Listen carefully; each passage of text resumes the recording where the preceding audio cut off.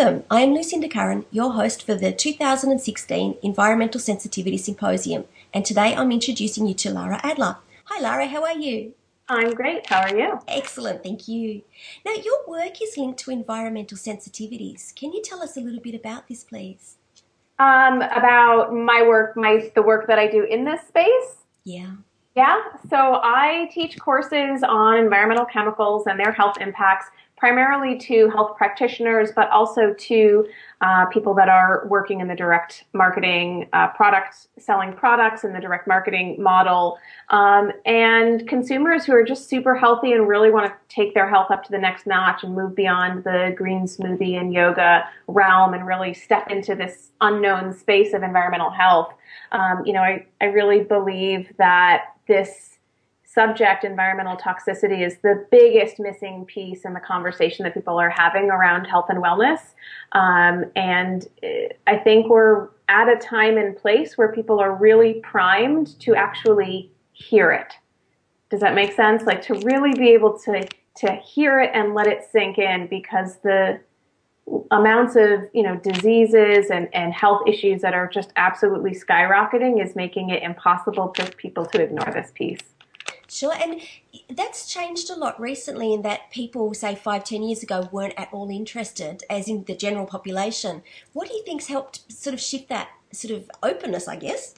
Oh, geez, I think for sure the internet. I mean, absolutely, just everybody being on Facebook and sharing articles and just having that, hyper connected sort of hyper connected connection, I guess, to be a little redundant.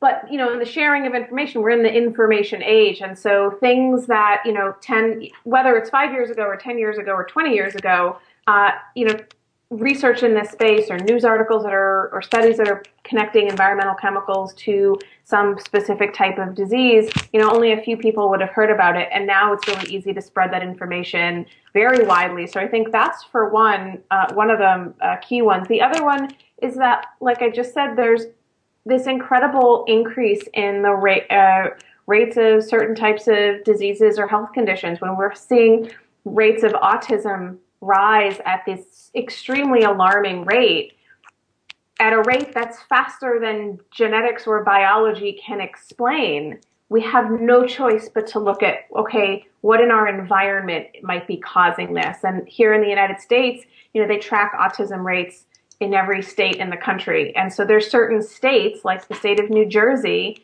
that has higher than average rates of autism. So something's happening environmentally in New Jersey that's not happening in neighboring states, that the rates of autism, for example, are higher there. And so these are just examples of issues that are galvanizing people's attention in a bigger way. And I think also because we have all this information and because we're demanding more transparency from manufacturers and from government, when we don't get that or when we're kept in the dark, it kind of triggers this little activism muscle that's been fairly atrophied. And so you get like moms in their strollers showing up on the lawns of, Congress or on the lawns of White House to make their demands known or to make their concerns known about chemicals in children's products or whatever it is.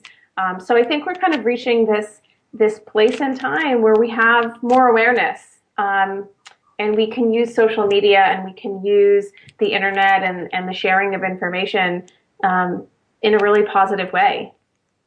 Awesome. Now, this is a curly question. It's one I like to always ask people. And this is, what is the first thing that you ever wanted to be? Ooh, a veterinarian. Easy. Yeah, I love animals. I totally wanted, when I remember being in 4th grade and reading all these books, little fiction books about a girl whose dad was a veterinarian and she wanted to be a veterinarian too. So that was what I really wanted to be when I was like 8 or 9 years old.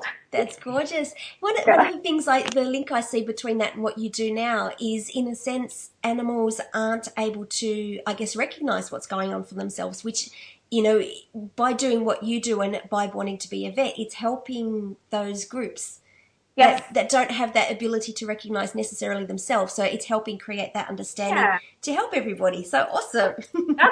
I never would have made that connection, but I totally see it. That's awesome. Yay.